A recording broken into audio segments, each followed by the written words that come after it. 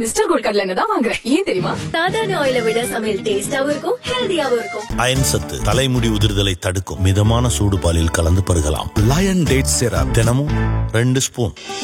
ஆச்சி பாதாம் ட்ரிங்க். ஆச்சி பாதாம் ட்ரிங்க் ஒன்னு வாங்கினா ஒன்னு ஃப்ரீ. வடக்கு பார்த்த வீடு அப்படின்னு சொன்னா அந்த வீடு வாஸ்து பிரகாரம் எப்படி இருக்கணும்? திசையினுடைய நிர்ணயித்தபடி 0 டிகிரி 25 டிகிரி மாறும், 40 டிகிரி மாறும், 45 மாறும். எப்படின்னு கேட்டீங்கன்னா வடக்கு பார்த்தும் இருக்கும், நேராக அக்னி மூலை பார்த்தும் ரோடு போகும், நேராக ஈசானி மூலை பார்த்தும் ரோடு போகும். இந்த திசையில் இருக்கிறவங்க அளவு எல்லாருமே வடக்கு பார்த்த மணின்னு தான் நம்மகிட்ட கண்டிப்பாக கூப்பிட்டு கேட்பாங்க. வடக்கு பார்த்த வீடு அப்படிங்கும் பொழுது அந்த வீட்டினுடைய வெளிப்படி அது எப்படி இருக்கணும் சார்? வடக்கில் வெளிப்படிகள்ங்கிறது வாயு மூலைங்கம்மா. வாயு மூலைங்கிறது வீட்டிலிருந்து வெளியே கால் எடுத்து வைக்கிறப்ப இடது கை பக்கம். வடக்கு மேற்கும் சேர்க்கின்ற இடம் வீட்டையொட்டி வடமேற்கு வாயு மூலையில் படிகள் போடலாம். நெருதியிலும் ஈசானி மூலையிலும் 100% வடக்கு பார்த்த வீட்டுக்கு படிகள் வரக்கூடாது. உள்படிகள் யதார்த்தமாகவோ தெரியாகவோ உள்ளே போட்டால் என்ன நடக்கும் அப்படின்னு கேட்டீங்கன்னா, அந்த வீட்டின் வடக்கு பார்த்த வீடுனா அந்த வீட்டில் பெண்கள் அப்படிங்கிற விஷயத்துக்கு ரொம்ப ரொம்ப பாதிப்பு கொடுக்கும்.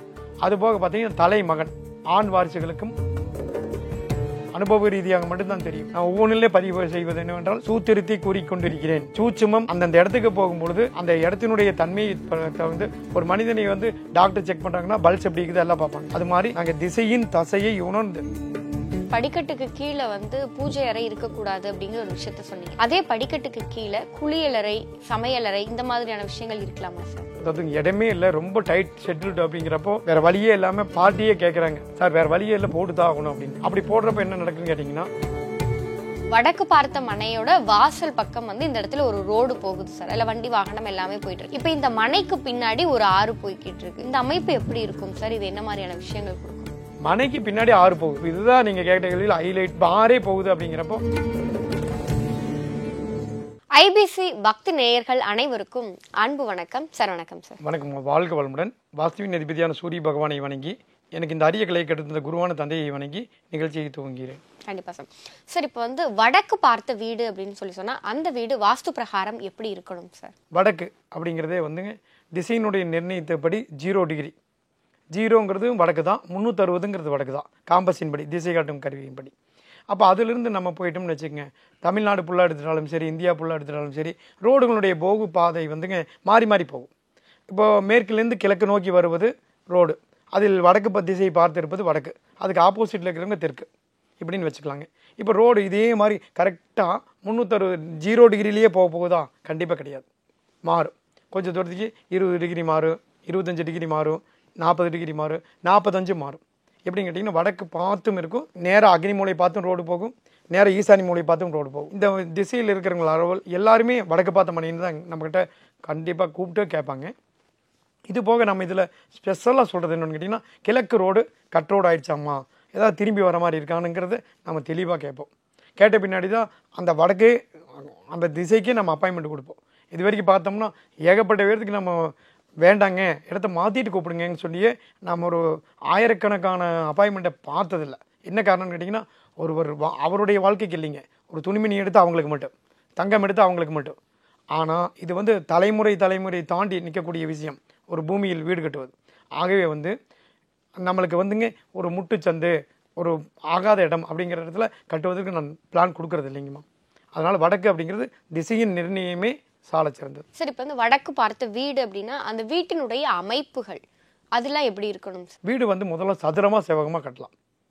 நிறையா ஈசானி மூலையை வந்து கட் பண்ணிவிட்டு காரை கொண்டு போய் நிறுத்திக்குவாங்க.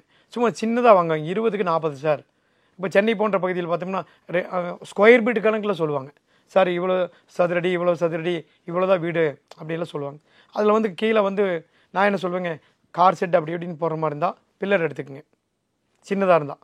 ஃபஸ்ட் ஃப்ளோரில் வீடு கட்டிங்க, கீழே பூரா நீங்கள் யூஸ் பண்ணிக்கங்க. காரை நிறுத்துங்க, ராலியும் கூட நிறுத்திங்க, 12 அடி ஹைட் வச்சு, தப்பு கிடையாது.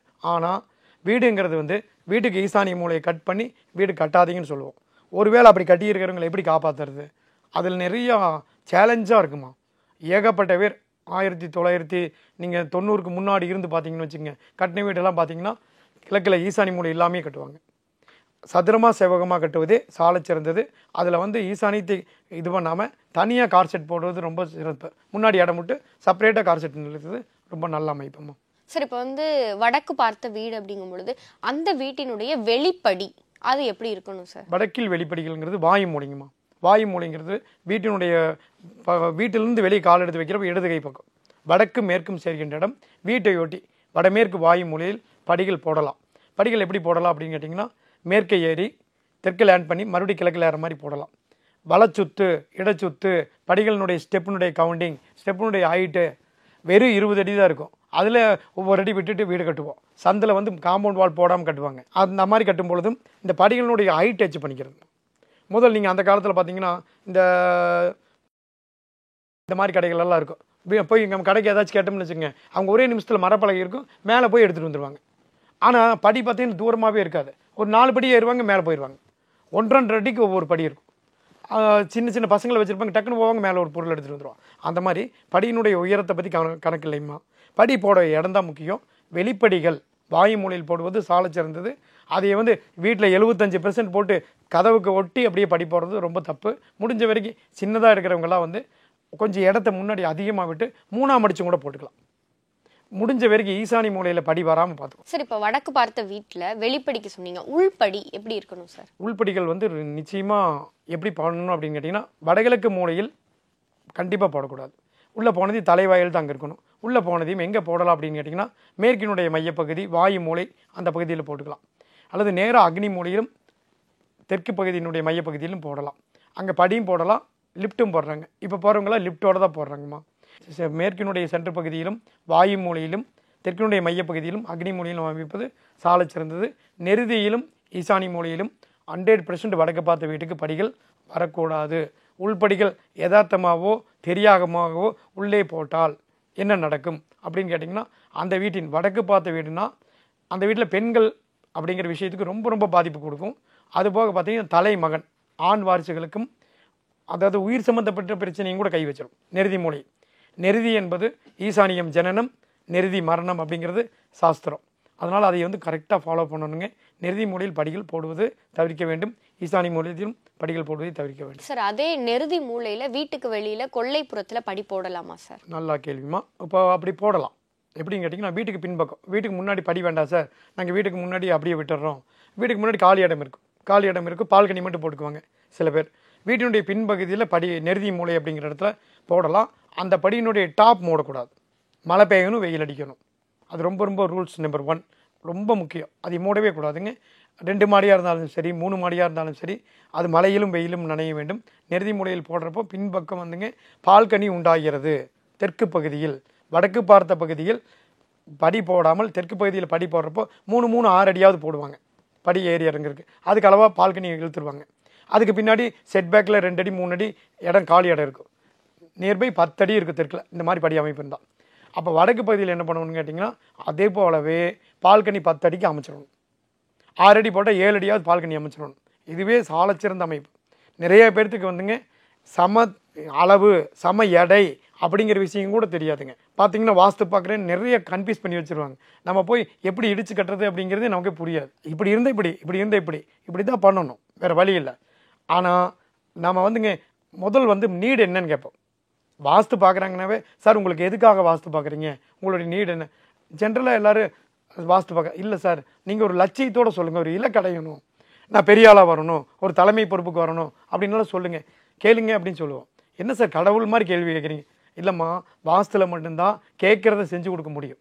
இப்போ நீங்கள் ஒரு இடமே வாங்கி வச்சுட்டீங்க தவறா, சரியில்லை, சரி நீங்கள் ஒரு இலக்கு, நீங்கள் ஒரு ஐடி இலக்குறீங்க, நீங்கள் ஒரு பெரிய லெவலுக்கு போகணும், தலைமை பொறுப்புக்கு போகணும், சார் நான் 5 லட்சம் 10 லட்சம் ஏன் சுந்தர் பிச்சை அளவுக்கு கூட போகணும்னு கேளுங்க. அந்த மாதிரி உங்களுடைய எண்ண அளவுகளை உள்ளுவதெல்லாம் உயர்வுள்ள பெருசாக கேளுங்கன்னு சொல்லுவோம். அதுக்கு தகுந்த மாதிரி அமைக்கலாம். அதுக்கு தகுந்த மாதிரி அமைக்கிறப்போ மிகச்சிறிய வெற்றியை கொடுக்குற மாதிரி நம்மளால் வாஸ்து பிளான் கொடுக்க முடியுமா? இப்போ நீங்கள் கேட்ட நெருதி படிக்கு இந்த மாதிரி சிஸ்டம் இருக்கும். இதெல்லாம் வந்துங்க உடனடியாகவோ நேரலையிலோ கண்டிப்பாக 6 நாளைக்கு சொல்ல முடியாதுங்க. அது அவ்வளோ பெரிய விஷயங்கள் அனுபவ ரீதியாக மட்டும்தான் தெரியும். நான் ஒவ்வொன்றிலே பதிவு செய்வது என்னவென்றால், சூத்திருத்தி கூறிக்கொண்டிருக்கிறேன். சூட்சுமம் அந்தந்த இடத்துக்கு போகும்பொழுது அந்த இடத்தினுடைய தன்மையை வந்து ஒரு மனிதனை வந்து டாக்டர் செக் பண்ணுறாங்கன்னா பல்ஸ் எப்படி இருக்குது எல்லாம் பார்ப்பாங்க. அது மாதிரி நாங்கள் திசையின் தசையை உணர்ந்து அந்த இடத்தினுடைய தன்மை எப்படி இருக்குது, அது எங்கே பார்க்குது அந்த இடத்தினுடைய. சில பேர் கூப்பிட்டு வாஸ்தெல்லாம் பார்த்து கட்டியாச்சு சார், எங்கள் வீடு எந்த திசையை பார்த்துருக்கு அதை மட்டும் சொல்லுங்கள் சார் அப்படின்னு. அதுக்கு தான் கூப்பிட்டீங்களா? ஆமாங்க சார் அப்படின்னு.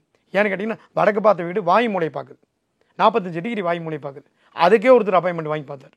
அப்புறம் வாய் மூளை பார்த்ததுக்கு இந்த மாற்றங்கள் செய்யணுங்க ஐயா, இந்த வீடு செல்ஃப் எடுக்காது, நான் அதனால் நீங்கள் கேட்ட கேள்விக்கு நான் பதில் மட்டும் சொல்ல வரல, நீங்கள் என்னை சந்திச்சிட்டீங்க, உங்களுக்கு எப்படி திருத்தி அமைக்கோங்கிற பிளானிங் கொடுத்து திருத்தி அவர் வந்து ஒரு ரிட்டையர்ட் ஆனவர், அவருக்கு பார்த்து தெளிவாக திண்டுக்கல் பகுதியில் சொல்லியிருந்தீங்க. சார் இப்போ வடக்கு பார்த்த வீடு அப்படின்னு சொல்லி சொன்னால் அந்த வீட்டினுடைய பூஜை அறை எந்த திசையில் இருக்கணும் சார்? வடக்கு பார்த்த வீடு பூஜை அறைங்கிறது ரொம்ப முக்கியமான விஷயங்கம்மா.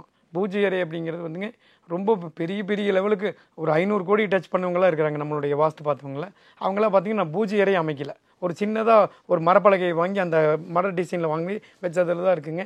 சின்ன ஒரு குலதெய்வம் ஒரு முருகன் படம் மட்டும் வச்சுட்டு அவங்க ரொம்ப டாப் லெவலில் வந்திருக்காங்க. இந்த மாதிரியும் இருக்கிறாங்க. பூஜை அறை அப்படிங்கிறது நம்ம ரூம் போட்டு ஒரு சிலருடைய வளர்ப்பு, அவங்களுடைய ஆதி காலத்துலேருந்து பிறந்ததுலேருந்து அவங்க பூஜை புனஸ்காரத்திலே வளர்ந்துருப்பாங்க. அவர்கள் வந்து சிலைகள் வச்சும் வழிபாடு பண்ணுவாங்க. சிலைகள் விக்கிரங்கள் வைத்து வழிபாடு செய்யும் பொழுது அதற்கு தினந்தோறும் நெய்வேத்தியம் உணவு அளிக்க வேண்டும். படங்கள் இருக்கும் பொழுது உணவு நீங்கள் கொடுத்தாலும் கூட பிரச்சனை இல்லை. அந்த மாதிரி ஒரு சூழல். நம்ம டூர் போயிடுவோம், ஒரு மாதம் லீவ் போட்டு பூட்டிகிட்டு போயிடுவோம், அது பிரச்சனை இல்லை. ஆனால் விக்கிரங்கள் வைத்து வழிபடும் பொழுது இது பண்ணணும். பூஜை அறை அப்படிங்கிறது வந்துங்க கான்செப்ட் என்னன்னு கேட்டிங்கன்னா, நீங்கள் எப்படி மாற்றி மாற்றி வீடு கட்டினாலும் பூஜை அறை என்பது நெருப்பு. நான் எல்லாத்துலேயும் நெருப்பு என்பதை ரொம்ப ரொம்ப முக்கியமாக சொல்வேன். நெருப்பு தான் ஜெயிக்கும்.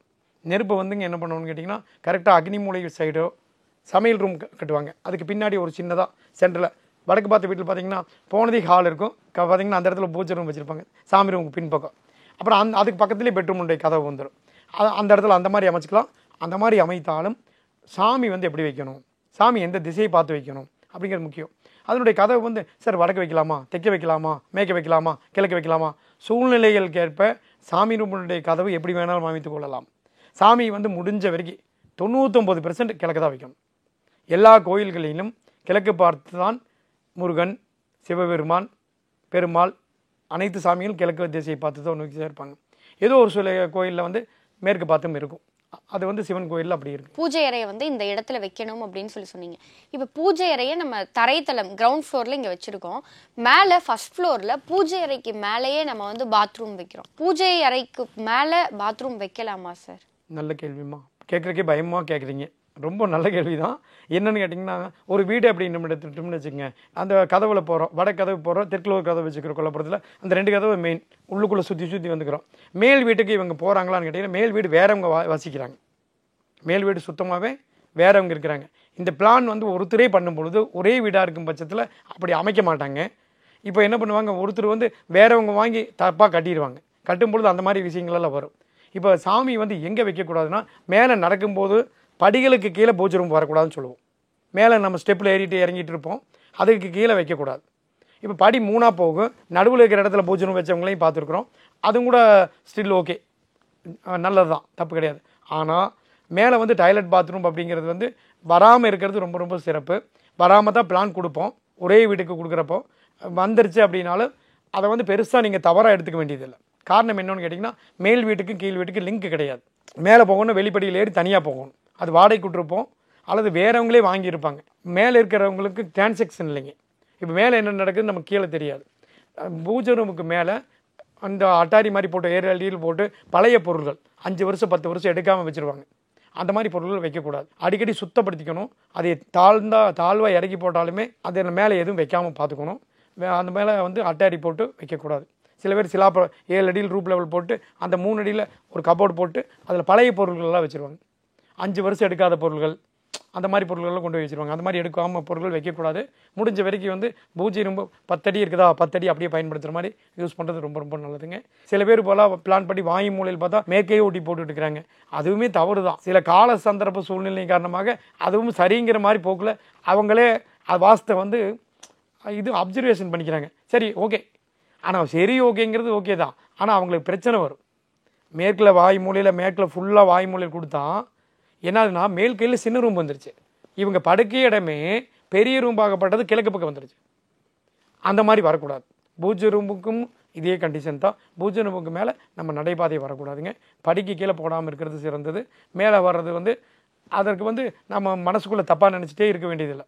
இது கோவில் கிடையாதுங்க. கோவிலினுடைய கோபுரத்தினுடைய உச்சியிலிருந்து கீழே வரைக்கும் ஒரே நேர்கோட்டில் வர்றதுக்கு ஏன்னு கேட்டிங்கன்னா இது தனிப்பட்ட முறையான ஒரு இடங்கள் தனித்தனியாக வாங்குகிறோம். அதில் வரக்கூடிய விஷயங்களை வந்து நாம் நினச்சிக்க வேண்டியதில் நம்ம வீட்டுக்குள்ள நம்ம கரெக்டாக வச்சுட்டாலே போதும், நல்லா ஜெனரேட் ஆகுது. சார், படிக்கட்டுக்கு கீழே வந்து பூஜை அறை இருக்கக்கூடாது அப்படிங்கிற ஒரு விஷயத்த சொன்னீங்க.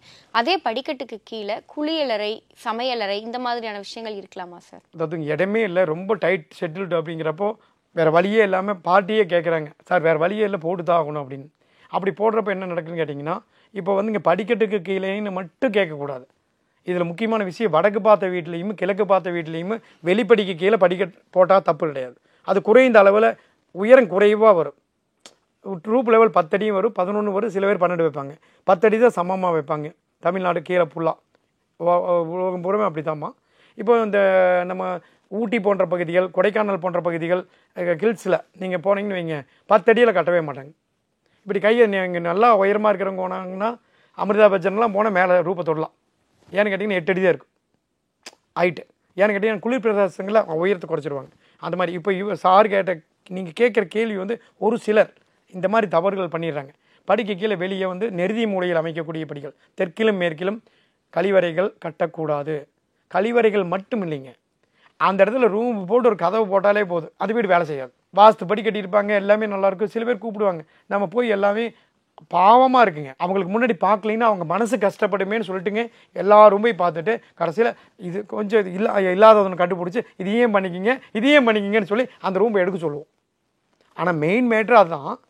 அதை வந்து அவங்க வந்து நிறையா நம்மளை ஒரு பெரிய ஆளுன்னு சொல்லி பார்க்குறாங்க. அப்போ வந்து பார்க்குறப்ப என்னென்னா அவங்களுக்கு ரிசல்ட்டும் கிடைக்கணும், அதுதான் தவறாக இருக்கும்.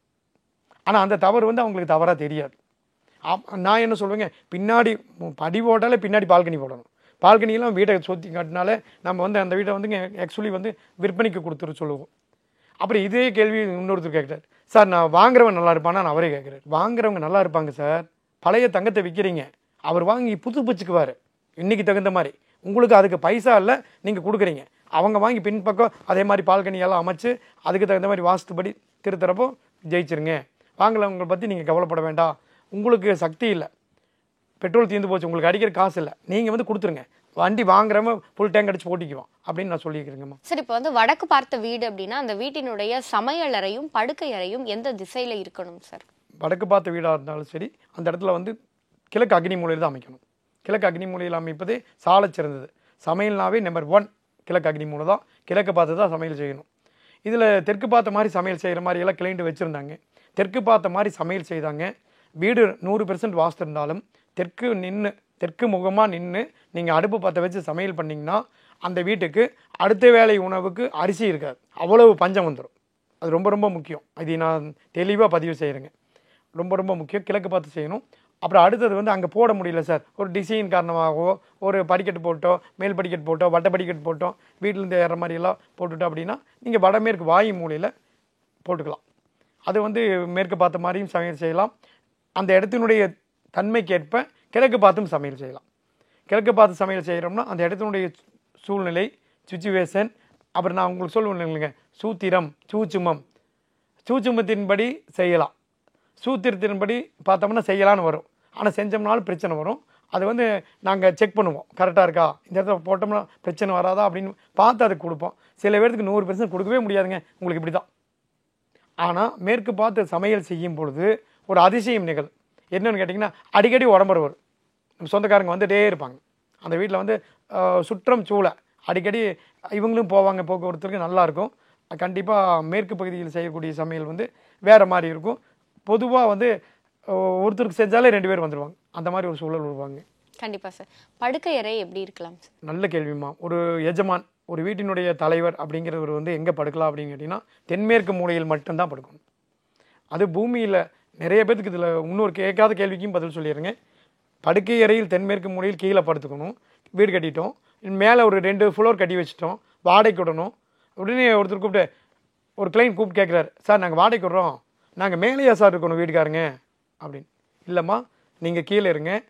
வேரில் தான் பிரபஞ்சத்தில், பூமியில் தான் சக்தி அதிகம். பூமியிலேருந்து அந்த கட்டடமே நிற்கிது. நீங்கள் மேலே போய் நின்னாலும் கோந்தால கரும்பு மாதிரி ஆயிருமா, கரும்பில் கீழ் கரும்பு தான் நல்லா இருக்கும். அதுபோல் உங்களுக்கு வேரில் தான் சக்தி இருக்குது, வேரில் தான் பிரபஞ்ச சக்தி இருக்குது. இப்போ பிரபஞ்ச சக்தி எப்படி வருங்க?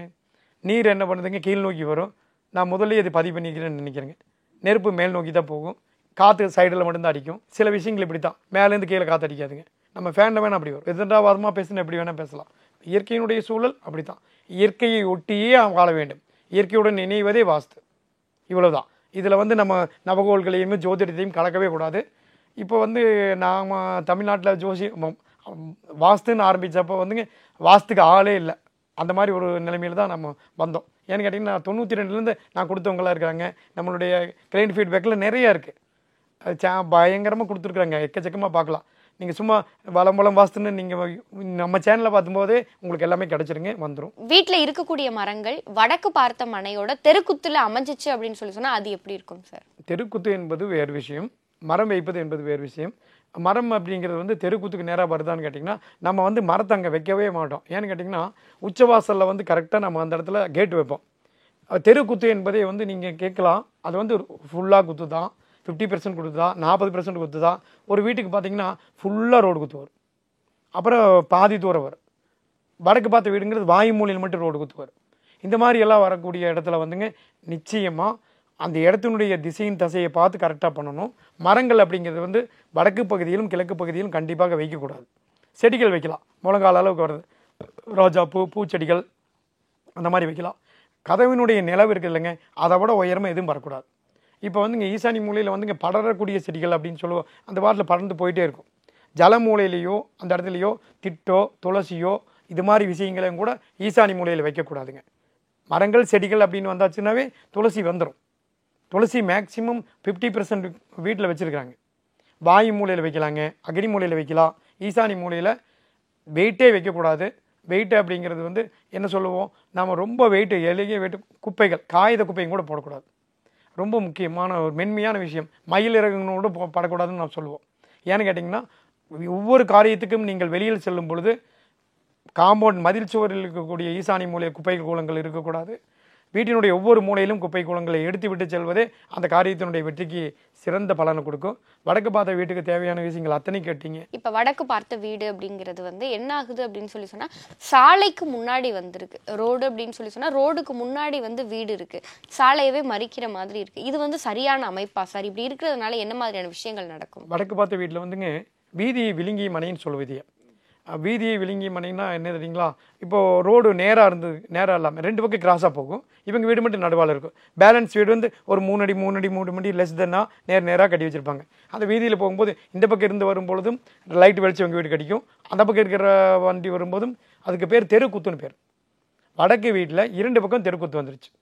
ஆப்போசிட்டில் தெருக்குத்து இல்லைங்க.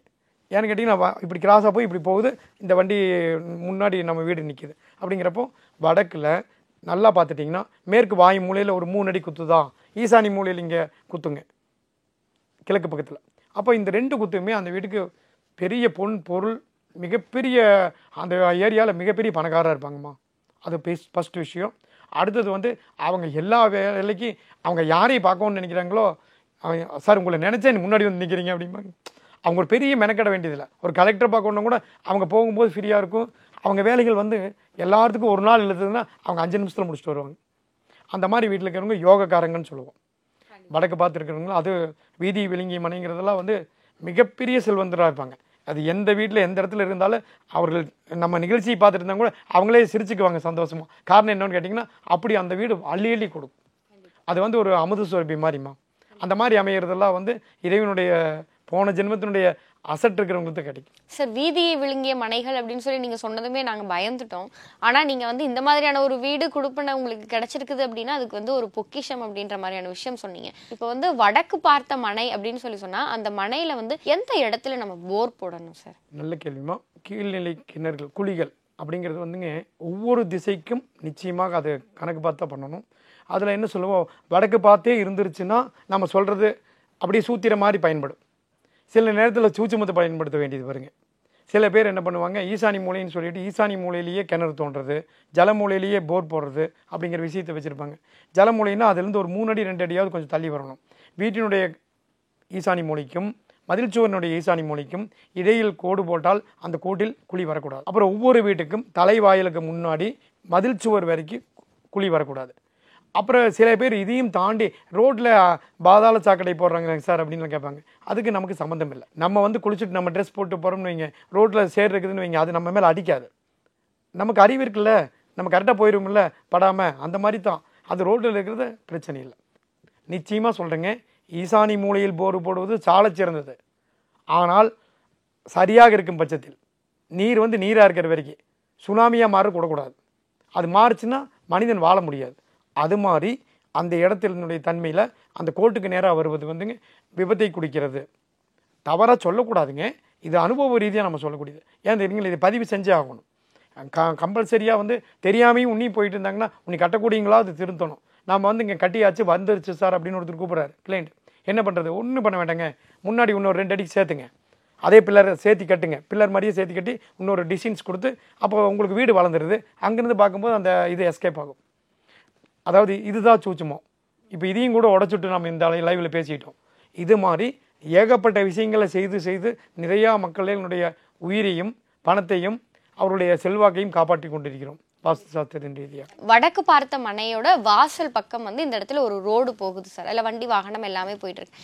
இப்போ இந்த மனைக்கு பின்னாடி ஒரு ஆறு போய்கிட்டு இருக்கு. இந்த அமைப்பு எப்படி இருக்கும் சார்? இது என்ன மாதிரியான விஷயங்கள் கொடுக்கும்? நீங்கள் சிறுசாக மிகப்பெரிய கேள்வி கேட்டுட்டீங்கம்மா. என்னன்னு கேட்டிங்கன்னா, வடக்கு பார்த்த மனை முன்பகுதியில் ரோடு போகுது, மேற்குலேருந்து கிழக்கும் கிழக்கிலேருந்து மேற்கும் ரோடு போகுது. அது ஏஸ்டிஸ், அதில் ஒன்றும் நீங்கள் அதுக்கு சொல்ல வேண்டியதில்லை. மனைக்கு பின்னாடி ஆறு போகுது. இப்போ இதுதான் நீங்கள் கேட்ட கேள்வியில் ஹைலைட், பெரிய பெரிய பெரிய கேள்வி. இப்போ ஆறே போகுது அப்படிங்கிறப்போ இதில் எப்படிங்க சார் ஜெயிக்கிறது? நிறையா பேருக்கு வந்து இந்த விஷயம் சூட்சமம் தான், சூத்திரம் அப்படிங்கிற விஷயம் இருக்குது. மேற்கில் நீர்நிலைகள் வந்து மேற்கிலும் தெற்கிலும் இருப்பது வந்து சிறப்பு இல்லாதது தான். அதை வந்து எந்த ஒரு காரண ரீதியாகவும் மாற்ற முடியாது. அப்போ என்ன பண்ணணும்னு கேட்டிங்கன்னா, ஒரு வீதி குறுக்க போகுது. இப்போ முன்னாடி வீதி போகுதுன்னு சொன்னீங்களே, அதுக்கு பின்னாடி அதை ஒட்டுன மாதிரியே வீடு கட்டிகிட்டு இருக்கிறவங்களுக்கு மட்டும்தான் கொஞ்சம் சிறப்பு இல்லாமல் இருக்கும். மேற்கில் எடுத்ததையும் தெற்கு பகுதியில் நமக்கு தண்ணி போகுது அப்படிங்கிற மாதிரி இருக்கும். அதை 2 வீட்டுக்கு தள்ளி அடுத்தது ஒரு ரோடு கிராசிங் போகும். அந்த ரோட்டுக்கு பின்பக்கம் இருக்கிற வீடுகள்லாம் ஜெயிச்சிருமா. அப்போ உங்களுக்கு வீட்டினுடைய முன்பகுதியில் எப்படி ரோடு போகுதோ கிழக்கு மேற்கில், அதே மாதிரி வீட்டுக்கு பின்பகுதியிலும் ஒரு கிழக்கு மேற்கில் ரோடு போயிடுச்சுன்னா ரோட்டுக்கு இந்த பக்கம் வரக்கூடிய வீடுகளெல்லாம் கண்டிப்பாக சக்ஸஸ்ஃபுல்லாக நடக்கும். அது கடலாக இருந்தாலும் சரி, காவேரியாக இருந்தாலும் சரி, கோதாவரியாக இருந்தாலும் சரி, நிச்சயமாக நீர்நிலைகள் இல்லாமல் மனிதன் வாழ முடியாது. ஆகவே இயற்கையோடு ஒன்றி நாம் அதில் எப்படி செயல்படுது என்று தான் நாம் சிந்திக்க வேண்டும். இப்போ இதே மாதிரி எனக்கு ஊட்டியில் ஒருத்தர் வந்து ஒரு 15 ஆண்டுகளுக்கு முன்னாடி கூப்பிட்டுருந்தார். மேற்கு சரிவான பூமி சார், இதில் விவசாயம் பண்ணி நாங்கள் இங்கே எப்படி வசிக்கிறது, எப்படி வாழ்கிறது? மேற்கு சரிவான பூமியில், அதாவது ஒரு பக்கம் கிழக்கு சரிவு இருந்தால் மேற்கு சரிவு இருக்க தான் செய்யும். மேற்கு தொடர்ச்சி மலை அப்படி தான், நம்ம ஒன்றுமே பண்ண முடியாது. அதில் எப்படிங்க சார் பண்ணுறது? அப்படி கண்டிப்பாக பண்ண முடியும். விவசாயத்துக்கு வாஸ்து இருக்குதுங்கம்மா, தண்ணியே இல்லைங்க அப்படின்னு தாராபுரம் பகுதியில் ஒரு விவசாயி ஒருத்தர் சொன்னாருங்க. அப்போ நீங்கள் இதையே சொல்லிட்டு இருந்தீங்க தண்ணி கிடைக்காதுங்கண்ணா, எல்லோரும் தண்ணி வரும், நல்லாயிருக்கும், உங்கள் ஏரியா பூரா சேர்ந்து பொங்கல் வைங்க வர்ண பகவானுக்குன்னு சொல்லிட்டு வந்தோம். அங்கே நல்லா மழை பெஞ்சு இப்போ தண்ணி நல்லா விவசாயம் நடக்குதுன்னு சொன்னாங்க. இதே நம்ம வேலூர் பக்கத்தில் ஒரு ஆறு இருக்குது, பாலாறு, அது தண்ணியே வராதுன்னு சொன்னாங்க. அப்புறம் வருங்க, ஒரு கிராமத்தையே கூப்பிட்டு ஒரு வீட்டுக்கு தான் வாஸ்து பார்க்க போனுங்க. அந்த ஊர்க்காரங்களை கூப்பிட்டு நீங்கள் ஒரு பொங்கல் வச்சு வழிபாடு பண்ணுங்கள், இந்த ஆற்று நிறைய தண்ணி வரும் சார், இந்த ஆற்று நிறைய தண்ணி வந்தால் ஊரே அலைஞ்சிருங்க சார் அப்படின்னு சொன்னார். ஆனால் உண்மையாகவே வந்துச்சு. ஒரு பொண்ணு அந்த ஊர்லேருந்து அமெரிக்கா கட்டி கொடுத்தாங்க, அவங்க வந்து பார்க்குறக்கே வந்திருந்தாங்க அந்த தண்ணி போனது வந்து. ஏன்னு கேட்டிங்கன்னா, மனிதனுடைய எண்ணத்திற்கு மிகப்பெரிய வலிமை இருக்கிறது. அது கூட்டு பிரார்த்தனை அப்படிங்கிறப்ப மிகப்பெரிய வலிமை இருக்கிறது. அதே போல் வாஸ்துவில் வந்து சூத்திரம் மட்டும் தெரிந்து கொண்டு சூட்சுமம் தெரியாமல் நிறையா பேர்த்தினுடைய வாழ்க்கைக்கு எனக்கும் தெரியும் என்று பண்ணக்கூடாதுங்க. தெரிஞ்சதுன்னா பண்ணணும். இப்போ எல்லாத்தையும் காப்பாற்ற முடியாது. சில பேர் ஏன் தெரியுங்களா, தெரியாமல் மாட்டிக்கிறாங்க. அப்படி சிக்கக்கூடாது. கரெக்டான இடமா இல்லைவா? இப்போ பாருங்க, நம்ம கேட்கும்போதே இடம் சரியில்லைன்னா இந்த இடத்துல கட்டாதீங்கன்னு ஸ்டாப் பண்ணிடுவோம். அந்த அப்பாயின்மெண்ட்டையும் நம்ம கேன்சல் பண்ணுறோம். அதுக்கு என்ன காரணம்னு கேட்டிங்கன்னா, அவங்களுக்கு நேரில் போய் அவங்களோட டைம் வேஸ்ட் பண்ணி நம்மளோட டைம் வேஸ்ட் பண்ணி அது தேவையில்லாத வேலை.